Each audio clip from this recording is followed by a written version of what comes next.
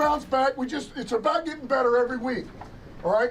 There's things we got to clean up. I got it. But, man, that's more like us. That's a lot more like us. I'm proud of you guys, though. I didn't expect anything different. I really didn't. I got one game.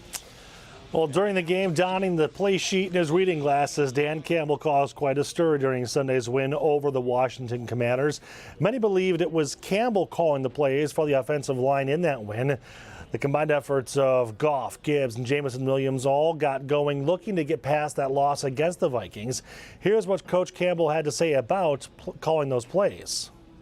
It was just, let's try something a little different, right? You know, and look, I know what I want to do. I know how I want to do it. Now, that being said, this is a collaborative effort now. I mean, I was taking input from John Morton that whole time and the other coaches. So, hey, man, what do you think here? Third down. All right, we get into this. 3rd and 7 plus, blah, blah, blah, blah, blah. All right, where are we at? Give me this. So this is, man, this is all encompassing. You know, man, we all work together. Coaches did a hell of a job. But I just wanted to change it up a little bit. You know, let's just see if you know, maybe a different play caller can maybe get us a little rhythm. That's all. And it honestly is nothing more than that.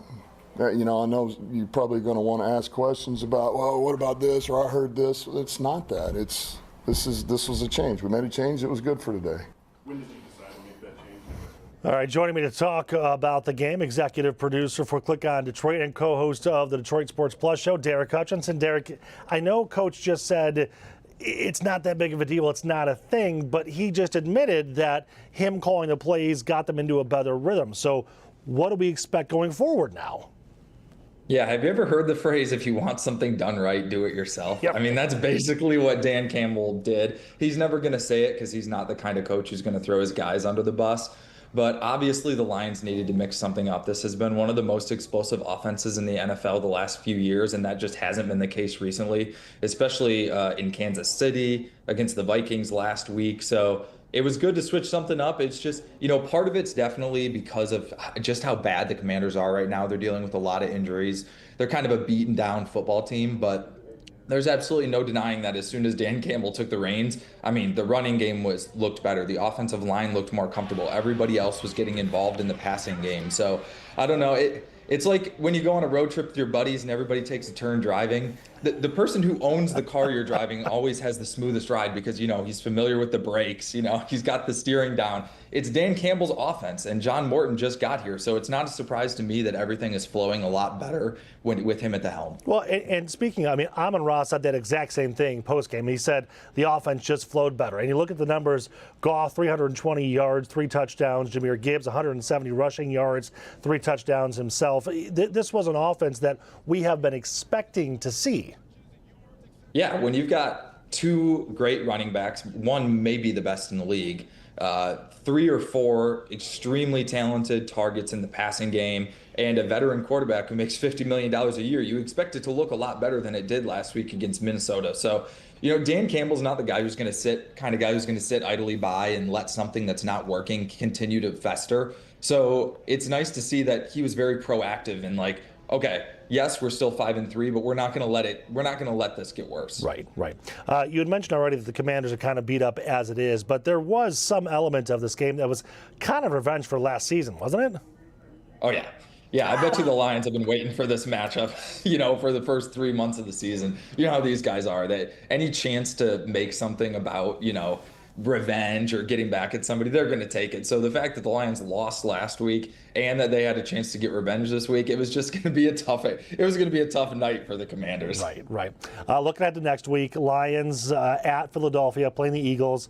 I'm already thinking this is going to be a preview of what's probably going to be a divisional championship.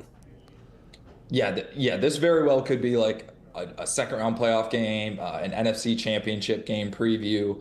The Lions and the Eagles, well, the Lions at their best are one of the best teams in the NFC, and I think it's pretty clear that the Eagles are right up there. So if the Lions don't beat the Eagles, if they look kind of like they did against the Chiefs, a lot of people are going to start talking about how the Lions are really good against bad teams and not looking so good against the competitive teams on their schedule. So eventually they got to come up and actually get one of these big games, and there would be no better one to get than the Eagles, because there's a very good chance that these could be two of the teams competing for playoff seeding. Right.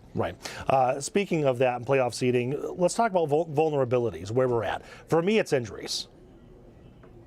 Oh, absolutely. I mean, the Lions, even in this game, they didn't have any catastrophic injuries, but you saw Penei Sewell leave for a drive. You saw Graham Glasgow leave for a drive. And both times you're just like, oh, man, hopefully that guy comes back, because they just cannot sustain more injuries on the offensive line. For me, whether they're healthy or not, it's that O-line, because, yes, they look great against the Commanders, but, we've already said a couple times, that's a football team that's, borderline cashing it in. So we need to see that offensive line be able to run the ball, be able to protect Jared Goff against an actual good defense. Every good defense they've faced so far this year, the Lions offense has not been able to move the line of scrimmage like they're used to. So next week is a perfect opportunity. If they can do it against the Eagles, they could do it against anybody. All right, so before I let you go, I do have to talk about one of the glaring issues or things that happened during the game. Darren Payne punching Amon-Ra on the side of the head on his helmet there. You heard what Amon-Ra said after the game. He talked about how there was some trash talking, there was some scuffling before that actually happened. Is this becoming an issue that there's a little too much back and forth and maybe a little too much trash talking? The Lions are getting a little edgy. I can definitely tell. I mean, we've seen it a few times over the last couple of years, and then this year, obviously, the Brian Branch thing. Yep.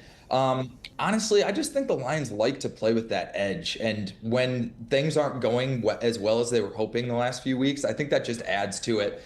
If the Lions were getting penalties or causing these scuffles, I think that's going a little bit too far, but you want this team to play with an edge. It's something that Dan Campbell purposely is instilling in them. So to be honest with you, I'm okay with it. I think it's a net positive. And until we start getting flagged for it, then we got to dial it back. For sure, and which we saw with the Brian Branch thing, right? Like, you lose Brian Branch for a whole game, an important game, the week after his scuffle, and at that point, it went too far. It actually hurt the Lions' chances to win the game. So play with an edge, but you need to be smart and pick and choose your There's a spots. fine line there. You can trash talk, just don't shove anybody. For sure, yeah, exactly. All right, Darren, thanks so much, man. We appreciate you. Thanks, Nick.